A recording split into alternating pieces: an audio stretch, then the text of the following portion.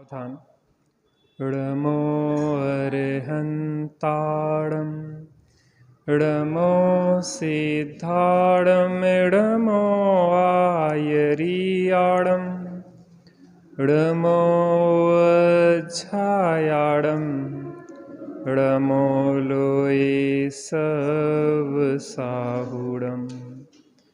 मंगलम भगवान वीरो मंगलम गौतमो गणी मंगलम कुंद कुंदाद्यो जैन धर्मोस्तु मंगलम सर्वमंगल मांगल्यम सर्वकल्याणकारकम प्रधानम सर्वधर्माणां जैनं जयतु शासनं जैनं जयतु शासनं।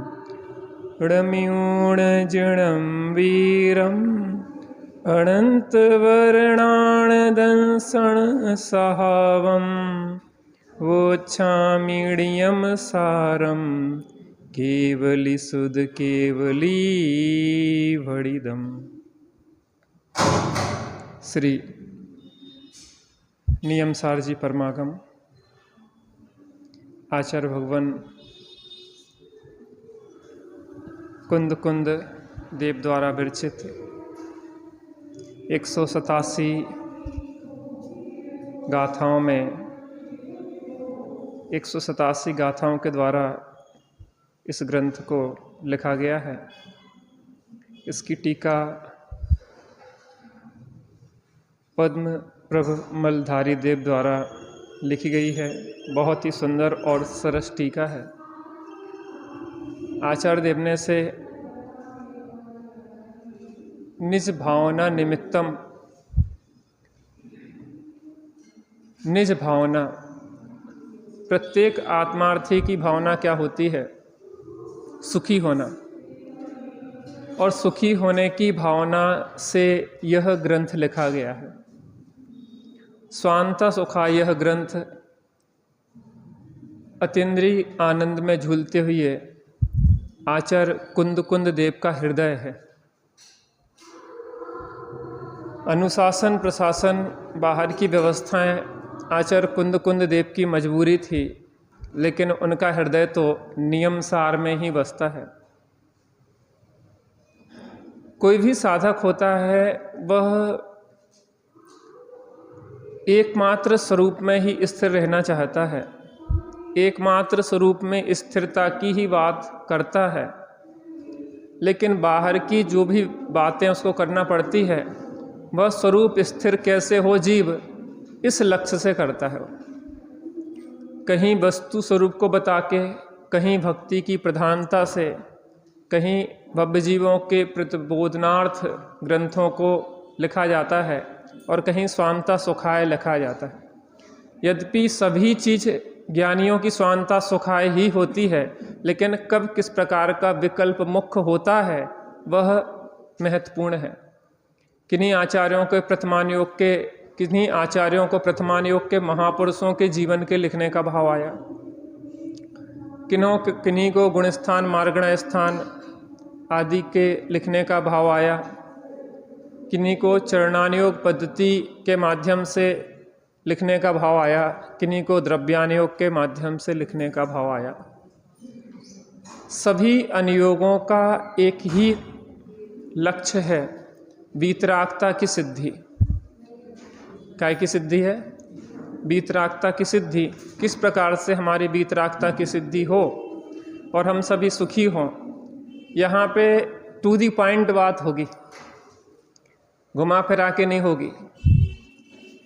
कोई व्यक्ति आया किसी सेठ जी के पास, उन्होंने कहा भैया हमारी ट्रेन छूट गई है, हमारे पास पैसे बिल्कुल नहीं हैं, हम बड़े परेशान हैं।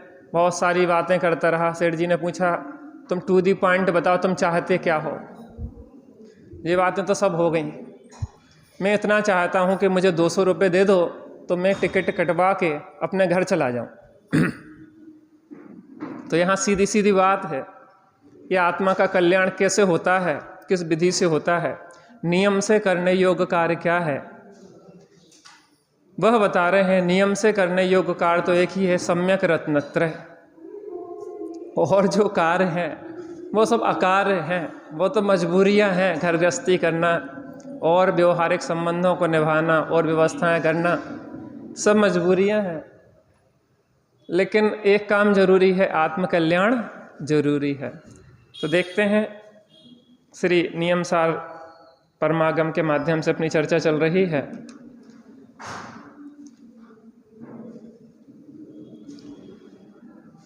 हाँ,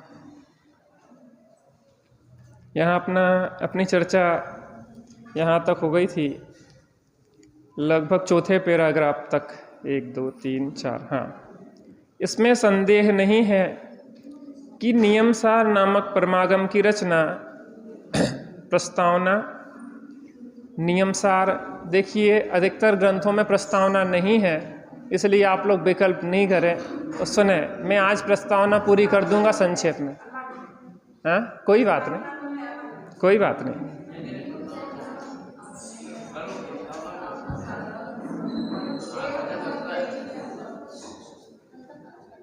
आज मैं पूरी प्रस्तावना कर दूंगा संक्षेप में, इसलिए अब आप लोग को विकल्प इसलिए जल्दी कर रहा हूँ, नहीं तो मैं पूरी पढ़ देता।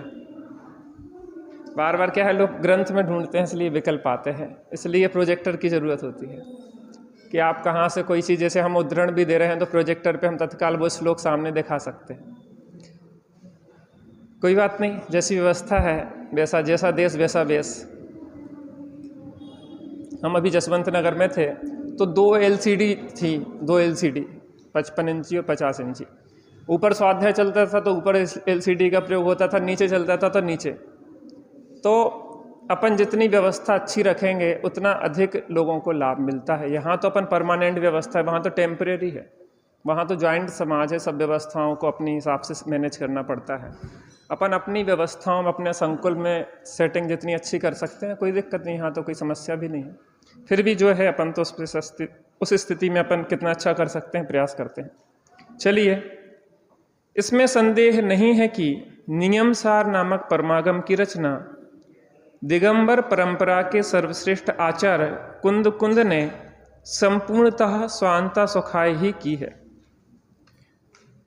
जैसे कि उनके निम्नांकित कथन से स्पष्ट होता है, ऋय भावनाणि मित्तम मैं कदमड़ियम सारणाम सुदम रच्चाजिणोपदेशम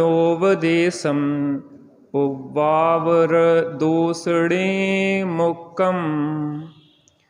पूर्वापर दोष रहित जिनोपदेश को जानकर मैंने निज भावना निमित्त से इस नियमसार नामक ग्रंथ अर्थात शास्त्र की रचना की है। कितना जो पूर्वापर सब दोष रहित है, इस जिनेंद्र देव की वाणी में किसी प्रकार का दोष नहीं लगाया जा सकता है।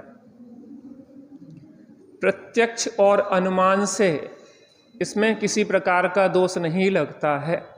क्यों नहीं लगता है?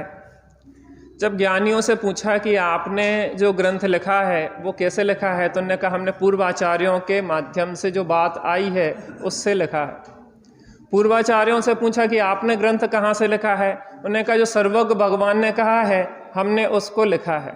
तो सर्वज्ञ भगवान से पूछा कि आपने यह कहाँ से लिया है, कहने जैसा वस्तु स्वरूप था हमने वैसा कह दिया है। बात समझ में आती कि नहीं आती? पता, लोक में भी जो विनयवान होते हैं वो कोई भी अच्छे कार्य को अपने ऊपर नहीं लेते, वो बड़ों के ऊपर ट्रांसफ़र कर देते हैं। बोलते भैया हमारे तो पिताजी के आशीर्वाद से सब हो रहा है। व्यवहार में अपने यहाँ भी कहा जाता है कि भगवान की कृपा से सब काम हो रहा है, कोई दिक्कत नहीं है, कोई दिक्कत नहीं है। जो लौकिक पद्धति है और ऐसा होना चाहिए, जो विनम्रता का प्रतीक है। अगर कोई कहे कि हम कर रहे हैं तो बहुत उद्दंडी हो तुम, बहुत अहंकारी हो, ये अहंकार का प्रतीक है कि हम, अरे हमारी सास ने सब कुछ सिखाया है, हम क्या जानते, हम तो रोटी बेल वो भी नहीं जानते, हमारी सास को है, उनने सब कुछ सिखाया है, हमें एक एक चीज़ बताई है। अरे हम कुछ नहीं जानते थे, हमारे पिताजी ने सब कुछ सिखाया है, हम कुछ नहीं जानते थे, हमारे गुरुजनों ने सब सिखाया है। तो यहाँ जिन शासन में कोई भी अपने सिर पे नहीं लेता। यहाँ नहीं कह रहे हैं आचार्य देव ने कहा, आचार्य देव कह रहे सर्वज्ञ भगवान ने के, सर्वज्ञ भगवान कह रहे हमारा कुछ नहीं है, जैसा वस्तु का स्वरूप है वैसा हमने बता दिया है। बड़ी निर्भरता है, इसलिए कि कुछ भी अपनी तरफ से मिलाने में बड़ी समस्याएं हैं। ज्यों का त्यों कह दो, कहीं कोई समस्या नहीं भैया, हमने कुछ नहीं कही, जैसी कही थी वैसी की वैसी ट्रांसफ़र कर दी। बात समझ में आती कि नहीं? टेप रिकॉर्डर में जो रिकॉर्डिंग हुई है ज्यों की त्यों लोगों तक पहुंच जाती है, इसलिए टेप रिकॉर्डर के ऊपर कोई भी क्या नहीं करता है, आरोप प्रत्यारोप नहीं करता है। और व्यक्तियों पे क्यों आरोप प्रत्यारोप करते हैं? कहा कुछ है और पहुंच कुछ जाता है, क्योंकि हर व्यक्ति थोड़ा थोड़ा मिलाता चला जाता है, मिलावट का जमाना है। यहाँ कोई मिलावट नहीं है, इसलिए यहाँ पे समस्याएं भी नहीं है, इसलिए पूर्वा पर दोष लगता नहीं है, क्योंकि जैसा वस्तु का स्वरूप है वैसा हम बता रहे हैं, इसमें हमारा कुछ नहीं है, इसलिए कोई भी किसी प्रकार की त्रुटि या दोष की आशंका ही नहीं होती है। हाँ, जिनोपदेश को जानकर मैंने निज भावना निमित्त से इस नियमसार नामक शास्त्र की रचना की। निज भावना निमित्तम, पता टोडरमल जी साहब कहते हैं कि वक्ता को कैसा होना चाहिए, आत्मरस का रसिक होना चाहिए। वो अपना रस ले रहा है, अपना मजा ले रहा है, वो आनंदित है। बच्चा आपको प्रसन्न करने के लिए नहीं हंसता। क्या कहा? बच्चा आपको प्रसन्न करने के लिए नहीं हंसता, वो प्रसन्न है इसलिए हंसता है। श्रुति बहन जी क्या कहा? बच्चा आपको प्रसन्न करने के लिए नहीं हंसता, वो प्रसन्न है इसलिए हंसता है। और हमारा जीवन इतना नाटकी हो जाता है, हमारी हंसी मुस्कुराहट प्रसन्नता लोगों को दिखाने के लिए होते हैं। आप आए बड़ी प्रसन्नता हुई, मुंह ऐसा फाड़ दिया, मुंह फाड़ने से प्रसन्नता थोड़ी नहीं जाहिर होती है। कई बार तो ऐसा होता है अंदर में कुंठा, उसके प्रति द्वेष चलता रहता है, मुंह फड़ा रहता है हंसने के लिए, अरे आप आए तो बाहर आ गई, और अंदर लगता है कि आप आए तो आफत आ गई। जे दोहरा व्यवहार हमें परेशान करता रहता है। जीवन में अगर हमें शांति चाहिए तो एक रूपता लाना चाहिए, जीवन को सरस बनाना चाहिए। आत्मरस के रसिक आचार्य देव होते हैं, वो आत्मरस को बरसाते हैं, वो आनंदित हैं, और हम भी उनको साथ साथ देख देख के आनंदित हो जाते हैं, क्योंकि उन्होंने स्वांता सुखाय लिखा है, अपने आनंद के लिए लिखा है, और आनंद पूर्वक बता रहे हैं, और आप भी आनंदित हो जाएंगे उनके साथ जुड़ के।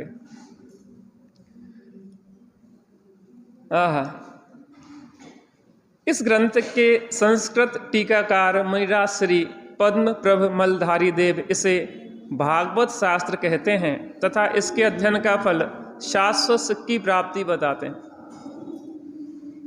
पद्म प्रभ मलधारी देव से परिचित कम लोग हैं, नाम ही सुना है, लेकिन जब नियमसार जी पढ़ेंगे और उसके सरस श्लोक पढ़ेंगे तब आपको लगेगा कि पद्म प्रभ मलधारी देव कौन थे, कैसा आनंद करते थे। झूमते हुए कलश लिखे हैं वास्तव में।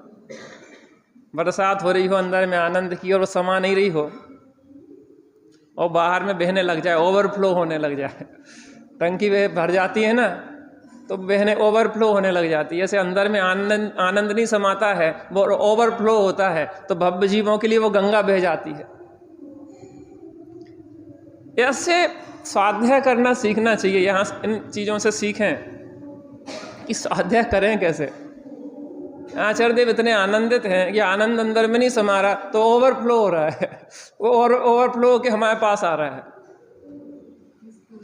आपके यहाँ जो तालाब है ना, तालाब, इस तालाब में जब पानी ज़्यादा हो जाता है, बरसात में ज़्यादा हो जाएगा तो उसके गेट खुल जाएंगे, या गेट के ऊपर से ओवरफ्लो हो जाएगा, तो वहाँ से वो नदी निकल गई। कौन सी? बेतवा नदी, ओवरफ्लो हो गया। ऐसे आचार्य देव आनंद में मग्न है और आनंद एकदम से बह रहा है, तो श्रुत के रूप में, उनकी वाणी के रूप में वो गंगा बहना शुरू हो जाती है। इसलिए भैया नियमसार जी है सामने तो खूब आनंद करो, कल की भविष्य की चिंता, अगले समय की चिंता छोड़ दो। घर में क्या होगा क्या नहीं होगा, भविष्य में क्या होगा क्या नहीं होगा, फिर हमें जो समागम मिलेगा नहीं मिलेगा, जो सुनने को मिलेगी नहीं मिलेगी, क्या, उसकी चिंता छोड़ दो, अभी मजा करो। इतना रस पी लो कि फिर इतनी तृप्ति हो जाए कि उसी में मगन रहे अनंत काल। इतना देख लो भगवान को कि फिर देखने को ना मिले, तो ऐसे बस जाएं भगवान कि बाहर की पराधीनता भी न रहे। ऐसा नहीं कह रहे हम कि आप दर्शन करने नहीं आओ, लेकिन अगर शरीर की पराधीनता है और नहीं आ पाए तो रोना नहीं कभी।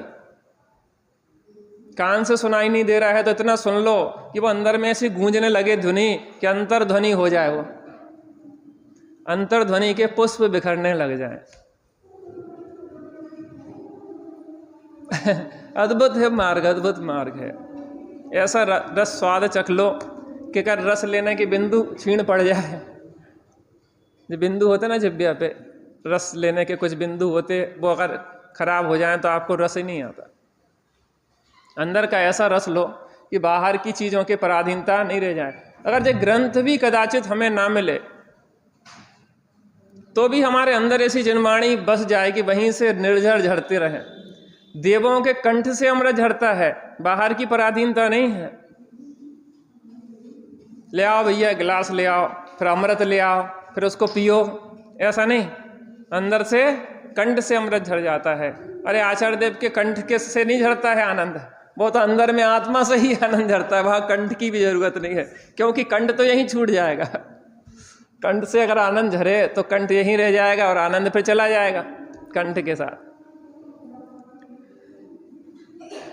इसलिए माहौल बना के, मन बना के रहो कि इस नियम सार के साथ हमारे जीवन में नियम सम्यक रत्नत्रय प्रकट हो जाए। हमारा जीवन भी आचार्य जिस रस को ले रहे हैं वो रस गंगा हम तक भी पहुंच जाए। तीनल बहन जी, अब शुरुआत से बैठ रहे हो, पूरे ग्रंथ तक बैठना है। हाँ, ऐसा थोड़ी ना कि एक दिन सुन लो 4 दिन की छुट्टी।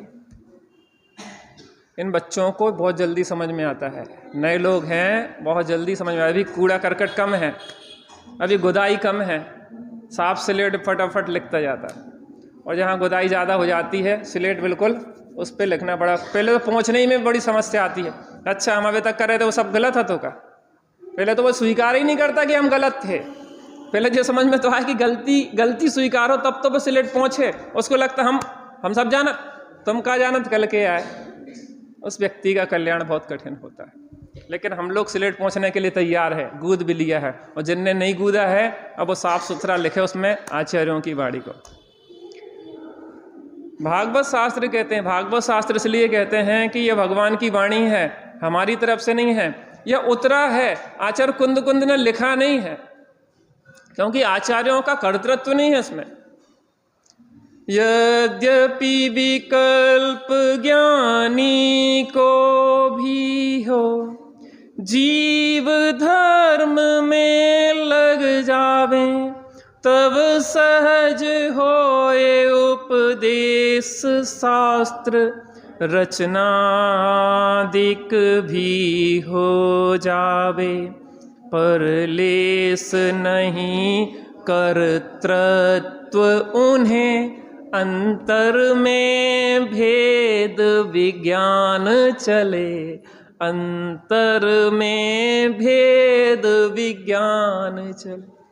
यद्यपि विकल्प ज्ञानी को भी हो, जीव धर्म में लग जावे। ऐसा विकल्प होता है, उपयोग अंतर से बाहर आता है, तो ऐसा विकल्प होता है कि भव्य जीव अपना कल्याण करे। तब सहज होय उपदेश, उपदेश करते नहीं है। भवि भागन वच जोगे बसाए, भव्य जीवों के भाग से उपदेश होता है। शास्त्र रचना अधिक भी हो जाए, शास्त्र रचना लिखते नहीं है, शास्त्र रचना हो जाती है। किसके? हम भव्य जीवों के भाग्य से हो गई रचना। पता, अंदर में तड़प होना तो बादलों को बरसना पड़ता है, हमारे अंदर पात्रता होना तो आचार्यों को उपदेश देना पड़ता है। वो हम में कितनी पात्रता है, उस पात्रता के अनुसार वस्तु हम प्राप्त कर पाएंगे। सिंगिनी का दूध दोना है तो कौन सा पात्र चाहिए? स्वर्ण पात्र चाहिए। अगर हमारा चित्त स्वर्णिम है, सहज है, तो हमें बहुत जल्दी जनागम की बात समझ में आने वाली है। भागवत शास्त्र कहते हैं तथा इसके अध्ययन का फल शाश्वत सुख की प्राप्ति बताते हुए कहते हैं, शाश्वत सुख की प्राप्ति है ऐसा सुख जिसके बाद कभी दुख आने वाला नहीं है। देखो, विषय भोगों को भोगते हैं, सुख तो मिलता है, ऐसी बात नहीं सुख नहीं मिलता, लेकिन शाश्वत नहीं है। वह सुख सदा ही त्याज रे पश्चात जिसके दुख भरा। रसगुल्ला खाया, मजा तो आया लेकिन टिका नहीं। अभी वहां पे थे तो एक जन को बड़ी धुन लगी थी कि मोटरसाइकिल खरीदना है, रॉयल एनफील्ड। हमने उसको बहुत समझाया कि भाई रहने दे, तू काय को 2.5-3 लाख रुपए खर्च करता है, तेरे पास चलाने का भी टाइम नहीं है, दुकान से फुर्सत नहीं है। नहीं, खरीदना है, खरीदना है, खरीदना है। खरीद ली उसने। कल बात कल भाई साहब हमने मोटरसाइकिल खरीद ली। कितनी देर सुख टिका मोटरसाइकिल का? चीज मिल जाती है, सुख चला जाता है। इसका मतलब यह है कि मोटरसाइकिल के मिलने का सुख नहीं हुआ, वो विकल्प चल रहा था, विकल्प के दूर होने का सुख है। इसका मतलब यह है कि ज्ञान में ही निर्णय करके उस अज्ञानमय विकल्प को तोड़ के सुखी हुआ जा सकता। उस विकल्प की पूर्ति की जरूरत है ही नहीं। बात समझ में आई कि नहीं आया? त्यागी जी कहते ना, लोगों ने कहा शादी कर लो, तो हमने वहीं बैठे बैठे पूरी प्लानिंग बना दी। शादी करेंगे, फिर बच्चे होंगे, फिर नाती पोते होंगे, फिर ये होंगे, संसार में रखते लगे लगे मर जाएंगे, अपना कल्याण तो कर ही नहीं पाएंगे। 1 मिनट की प्रोसेस में 100 साल की जिंदगी बर्बाद होने से रुक गई। ज्ञान में बहुत सामर्थ्य है।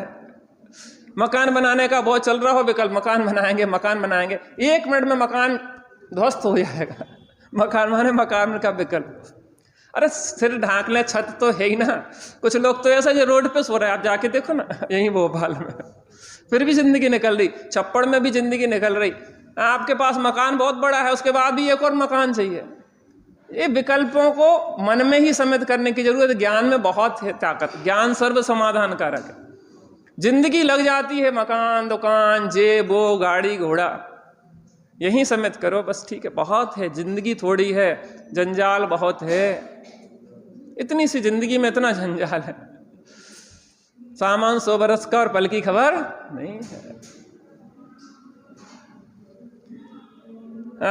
इसके अध्ययन का फल शाश्वत सुख की प्राप्ति बताते हैं। जिन क्षणिक सुखों में लगे हो, सुखाभासों में लगे हो, वो सुख नहीं है। आचार्य देव कह रहे हैं, हम तुम्हें शाश्वत सुख दिखाएंगे। वह मार्ग पाया है कि जिसके बाद मार्ग ना, वह सुख पाएंगे कि जिसके बाद दुख ना। जिसका ना हो अभाव वह प्रभुत लहूंगा। 3 चीजें। वह मार्ग पाया है कि जिसके बाद मार्ग नहीं। ये मुक्ति मार्ग ऐसा है जिसके बाद कोई दूसरा मार्ग होता नहीं है। एक मार्ग है, सत्य पंथ निर्ग्रंथ दिगंबर, एक मार्ग है, मुक्ति का मार्ग। उसके बाद कोई दूसरा मार्ग रहता नहीं है। फिर सब संसार के मार्ग बंद हो जाते हैं। वह सुख पाएंगे कि जिसके बाद दुख ना। जो इंद्रिय सुख है ना, वो क्षणिक है, पराधीन है, नाश होने वाला है, वो शाश्वत नहीं है। लेकिन हम वो सुख पाएंगे जिसके बाद दुख आने वाला नहीं है, सतत। जिसका ना हो अभाव वह प्रभुत लहूंगा। लोक के जो पद हैं वो छूटने वाले हैं, लेकिन वैसा वैभव पाएंगे जिसको कोई छीन सकता नहीं है। कौन सा चाहिए अपन को? कौन सा चाहिए?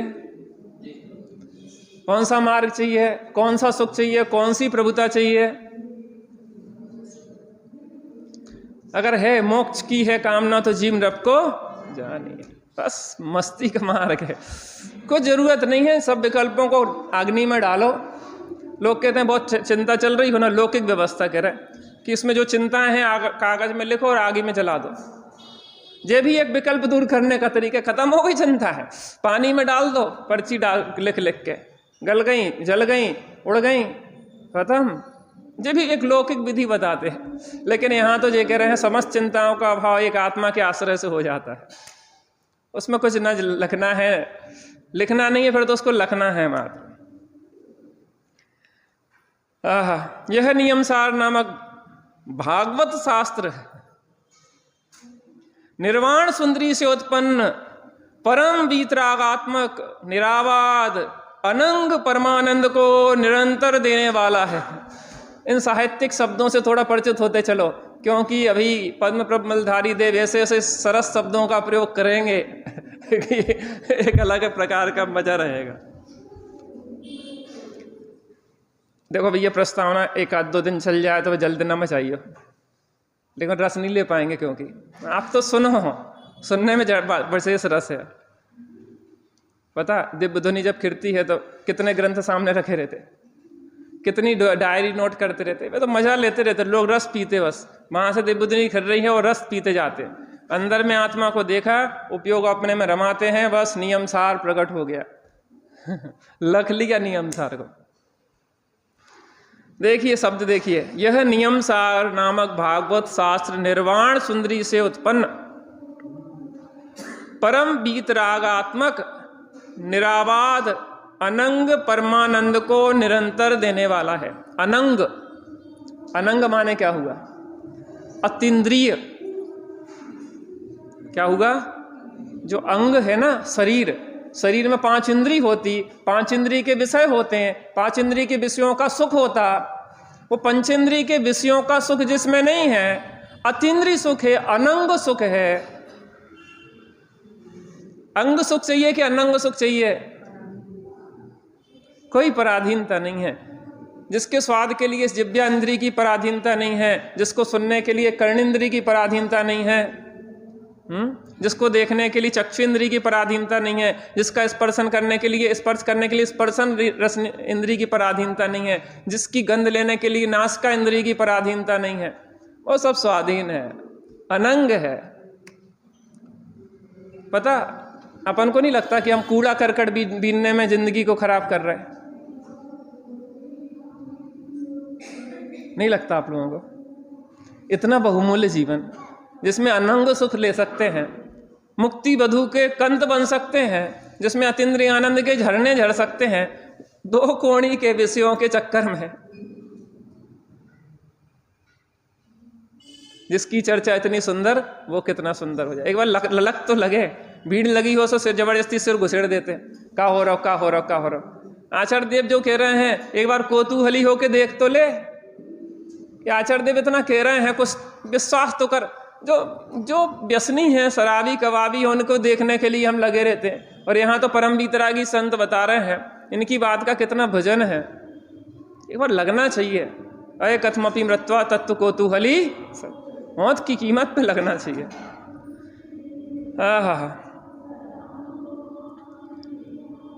भागवत सा निर्वाण सुंदरी से उत्पन्न परम बीतरागात्मक, परम बीतरागात्मक, बीतरागता और परम बीतरागता। बीतरागता प्रगट आंशिक रूप से चौथे गुण स्थान में हो जाती है, और परम बीतरागता अरिहंत सिद्ध दशा में होती है प्रगट। परिपूर्ण बीतरागता, निराबाद, जिसमें कोई बाधा पड़ती नहीं है, जिस सुख में कभी बाधा पड़ने वाली नहीं है। देखो, अब जो सोचो कि यहाँ सुनने पे इतना मजा आ रहा, अपना हृदय झूमने लगा, अपन आनंदित होने लगे इस बात को सुन के। जो मान लो अपन 23 घंटा 15 मिनट जो काम करते हैं, यहाँ से जाने के बाद ये 3 घंटे वो निरंतर गूंजते रहते हैं, ये कितने भारी हैं। और जो ज्ञानी जन निरंतर उसी में रहते हों, कैसा आनंद भोगते होंगे। इसलिए कहते भैया, फैलने का समय नहीं है, समेटने का काल है। इन विकल्पों को ज्ञानाभ्यास से, तत्वाभ्यास से तोड़ दो। लगता है कॉलोनी में जाएंगे, स्वच्छ हवा मिलेगी, छत पे खड़े हो जाओ, स्वच्छ हवा लो, इसी छत पे खड़े हो जाओ, 2-4 प्लांट लगा लो, पौधे लगा लो भैया, यहीं पे उसके नज़दीक बैठ के ऑक्सीजन ले लो साफ। इतने विकल्प की जरूरत नहीं है, फैलने का समय नहीं है। इस तत्वाभ्यास में लगो, ज्ञानाभ्यास में लगो, आत्मानुभूति में लगो। इन व्यर्थ के विकल्पों में जीवन खराब करने लायक नहीं है। बहुत व्यवस्था है, 10-20 पीढ़ी की व्यवस्था है।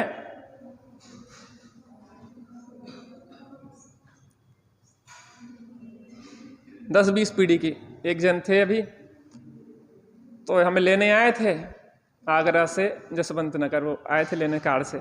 तो वो बड़े परेशान, कहने भैया जी हम बहुत परेशान हैं। हमने क्या परेशान है? कहने अब पिताजी थे तो वो शांत हो गए, अब हम अकेले व्यापार करते हैं, सोने का काम। तो हमने कि तुम्हारे पास कितना सोना हुई है? तो कहने होना चाहिए, व्यापारी है, 1-2-3 किलो तो सोना होता ही है। व्यापार जब सोने को कर रहा है तो 2-3 किलो तो ही है। तो हम तो 2-3 किलो सोना कितने को? 2-3 करोड़ को होगा। 2-3 करोड़ रुपए हमने कि तुम हमें दे दो, और 1.5 लाख रुपया महीना हम तुम्हें दे दें। खर्चा कितना? कहले 50,000 के लगभग, फिर भी 1 लाख बचेंगे तुम्हारे हर महीना। कहले बात तो बिल्कुल पंडित जी समझ में आ गई। अब तुम दुकान पे बैठना टाइम पास के लिए, अब तो घर पे क्या करते रहो, तो 2-4 घंटा के लिए दुकान खोल लेना टाइम पास के लिए, फ्री। कहने लगे सूत्र बहुत सही है, हम अब निर्भर हो गए, अब कोई चिंता नहीं है, हल्के हो गए। बात ज्ञान में ही तो समाधान करना है, बाहर की समस्या फिजिकली है ही नहीं। मुनिराज के पास तो कछु है नहीं है, ना रेवे को मकान है, ना दुकान है, कपड़ा है, ना बीवी है, ना बच्चा है, ना सोना है, ना चांदी है। दुखी की सुखी? सुखी है कि परम सुखी है? इसका मतलब जो दुख देवे वाले हैं कि सुख देवे वाले हैं? ज्यादा परिग्रह उतना परेशान करेगा, परिग्रह चिंता दुखी ही जानो। निरावाद अनंग परमानंद को निरंतर देने वाला है कौन? यह भगवत शास्त्र। इसका मतलब जो है, जो ग्रंथ अपन पढ़ने जा रहे हैं, वो आपको क्या देगा? निर्वाण सुंदरी से उत्पन्न परम वीतरागात्मक निरावाद, जिसको में कभी बाधा नहीं पड़ती, अतीन्द्रिय परमानंद को निरंतर देगा, निरंतर देगा। विकल्पात्मक दृष्टि से इसके तत्व का विचार करेंगे तो विकल्पात्मक दृष्टि से शांति रहेगी, और निर्विकल्प अनुभूति करेंगे नियम सार की तो निर्विकल्प आनंद देगा। कब देगा? निरंतर देगा। निरतिशय नित्य शुद्ध निरंजन निज कारण परमात्मा की भावना का कारण है। एक एक शब्द ऐसे हैं कि घंटों चर्चा हो जाए, बहुत रोकना पड़ता है एक शब्द पे। 1 घंटा तो एक ही शब्द पे निकाले। पंडित जी कछु बढ़े ही नहीं रहो ग्रंथ, तो क्यों? ग्रंथ को थोड़ी ना बढ़ाना है, हमें अंदर की ओर बढ़ना है। निरतिशय अतिशय, अतिशय में लगे रहते हम। अतिशय हो गया, अतिशय हो गया। क्या हो गया अतिशय? वो छत्र हिलने लगा, भगवान को पसीना आ गया, खाज बिट गई भगवान के पास जाने से। अजब हो गया। भगवान के पास जाने से शादी हो गई। शादी मुक्ति वधु से शादी की बात कर रहे तो मैं कि बधुओं को चक्कर में फंसे हो। कौन शादी करके सुखी होगा बताओ? हम तो मुक्ति वधु के कंत बनाना चाह रहे, भगवान कह रहे, और तुम्हें देखी जहाँ की सुंदरियों को लगे हो, जो हनीमून पे ले जाएंगे वही मरवा डालेंगी। वर्तमान के भोग वाली स्थिति में इतनी दुर्दशा को देख रहे हैं, फिर भी उसी के लिए लालाए थे, पता नहीं पड़ता। चारों पता नहीं क्या हो गया इस पंचम काल में, ऐसा लगता है कि अंत ही अभी है का अंत ही को। ऐसी विषय वासना की आदियों में भाग रहे हैं, अंधी दौड़ है।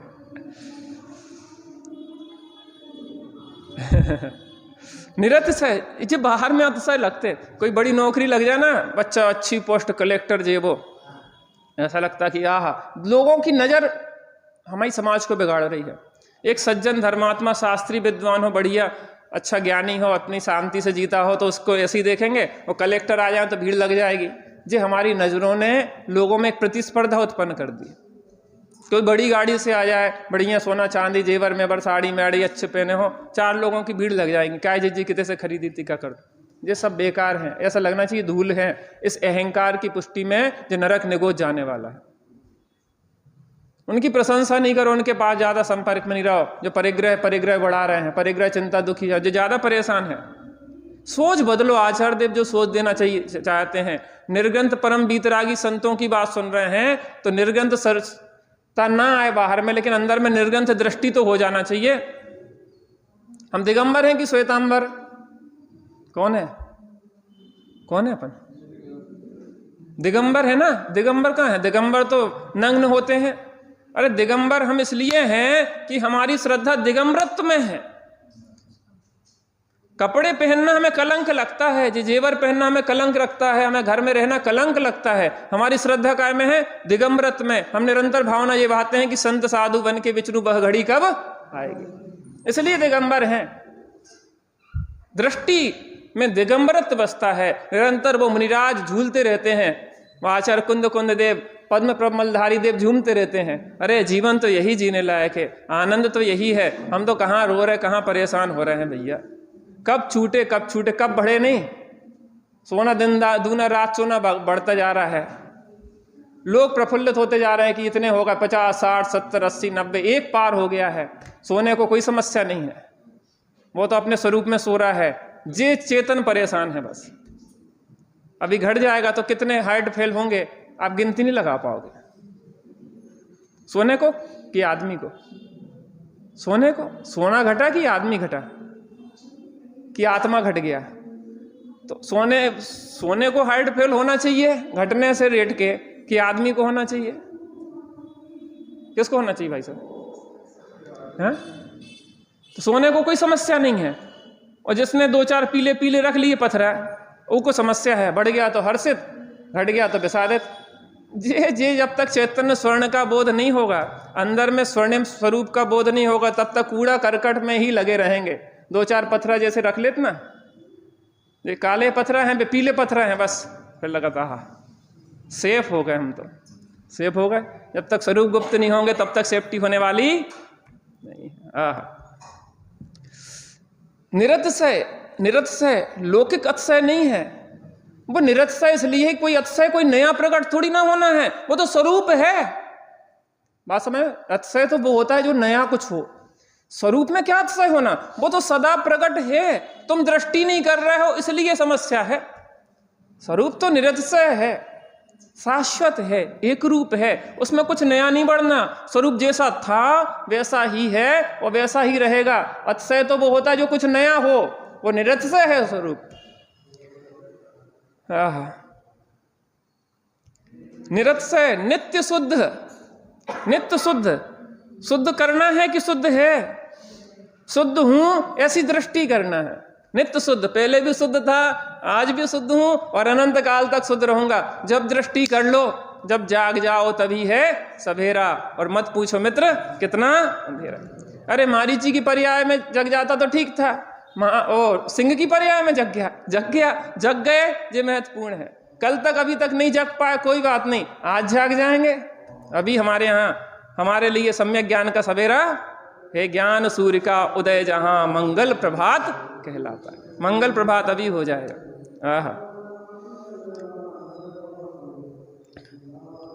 नित्य शुद्ध, निरंजन। निरंजन होना है कि निरंजन हूं? निरंजन हूं ऐसी दृष्टि पर्याय में निरंजन बना देती है। नित्य शुद्ध हूं ऐसी दृष्टि पर्याय में नित्य शुद्ध बना देती है। निरतिशय हूं, निरतिशयता की दृष्टि पर्याय में अतिशय प्रकट कर देती है। निज कारण परमात्मा की भावना का कारण है। जे शब्द इसमें बहुत प्रयोग होगा। कारण परमात्मा, अरे जे परमात्मा जो कार्य परमात्मा बने हैं, निज कारण परमात्मा के आश्रय से बने हैं, वो निज कारण परमात्मा मैं स्वयं हूं, मैं हूं वही शुद्धात्मा। वो फैक्ट्री जिससे कि हर सेकंड में अनंत अनंत सुख होने वाला है, वो सुख स्वरूपी शुद्धात्मा मैं हूं की भावना का कारण है। भावना माने उसके श्रद्धान ज्ञान और इसमें स्थिरता का कारण है। समस्त नयों के समूह से शोभित है। अरे आत्मा तो नयातीत है नहीं, पहले नयों को समझो, शुद्ध नयों को समझो, फिर शुद्ध नय के पक्ष में आओ, और शुद्ध नय के पक्ष में आके भी पक्षाति क्रांत हो 144वीं गाथा समय सार की। नित्य है आत्मा, आत्मा अनित्य है, ये तो पक्ष है, विकल्प है। आत्मा तो कैसा है? इन पक्षपात से रहित है। वो तो जो है सो है, जो ज्ञात वो तो वही है। पंचम गति का हेतु है। 4 गतियों में तो बहुत भटके हैं, अब कहाँ चलना है? पंचम गति में चलेंगे। तैयार हैं आप लोग चलने के लिए? बिल्कुल, क्योंकि नियम सार पे की गाड़ी पे बैठ सवार हैं अपन। जो सीधी पंचम गति के लिए जाएंगे, पहले विचार कर लो, जिसको नहीं जाना हो तो अभी भी ट्रेन छूटी नहीं है, अभी तो प्रस्तावना चल रही है। एक बार बैठ गए तो फिर तो सीधी मोक्ष जाने वाली फ्लाइट है, बीच में रुकने वाली भाई साहब विचार कर लेना बैठने के पहले फ्लाइट में। लेकिन वास्तव में जो संसार की फ्लाइट में बैठे मिला क्या है उसमें आज तक? एक बार यहाँ पे तो बैठ के देखो कैसे आनंद आते हैं। तथा देह मात्र है परिग्रह जिनके, देह मात्र परिग्रह, परि माने चारों ओर से, ग्रह माने ग्रहण करना। किसको ग्रहण किए हुए हैं? देह को ग्रहण किए क्या? बाहर में देखा जाए तो देह मात्र है, लेकिन अपने स्वरूप अपने गुण पर्यायों को ही समग्र रूप से ग्रहण किए हुए है। ऐसे पंचेंद्रिय जयी विषयासा वसाती, तो पंचेंद्रिय जयी निर्ग्रंथ, किसी प्रकार की ग्रंथि अर्थात परिग्रह नहीं है, अंतरंग बहिरंग मुनिराज। लोक में राजा होते हैं जे, लेकिन महाराजा होते हैं। श्री कुंद कुंद आचार्य देव द्वारा रचित है। ऐसे भगवत शास्त्र का अपन रसपान करेंगे। आप लोग बिल्कुल तैयार हो जाएं, अपने अपने पात्र को तैयार करके, बरसात झमाझम होने वाली है। चलिए बैठते हैं थोड़ा।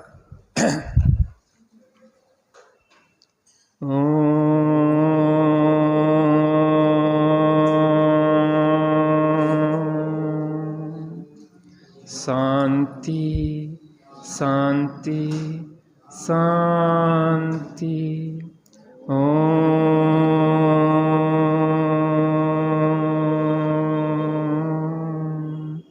शांति शांति शांति।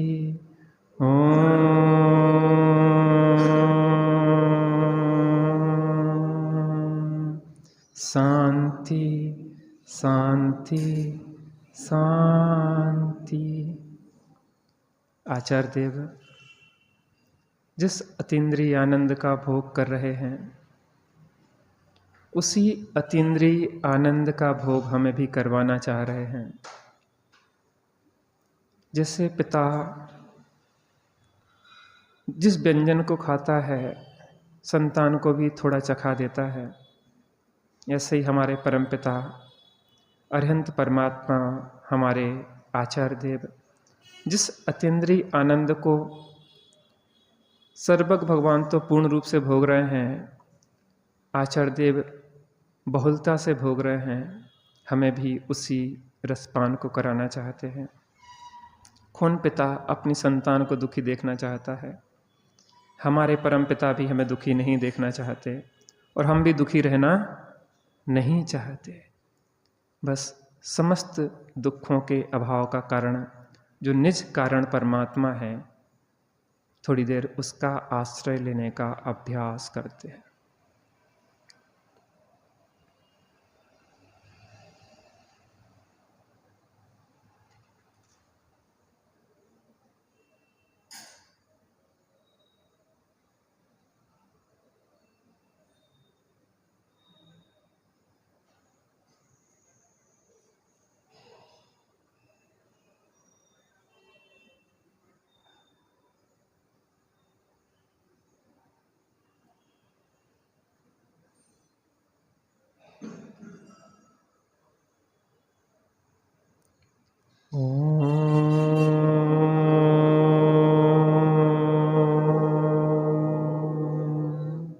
शांति शांति शांति।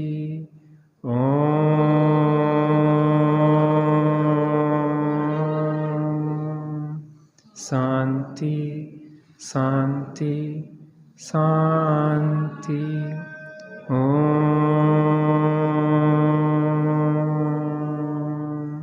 शांति शांति शांति। सहजानंदी शुद्ध स्वरूपी अविनाशी हूँ आत्मस्वरूप। सहजानंदी शुद्ध स्वरूपी अविनाशी हूँ आत्मस्वरूप। सहजानंदी शुद्ध स्वरूपी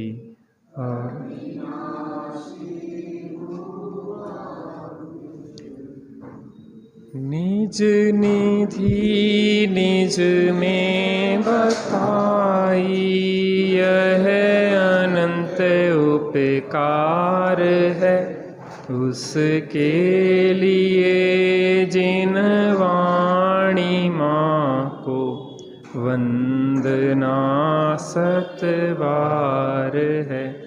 उसके लिए जिन वाणी माँ को वंदना सत।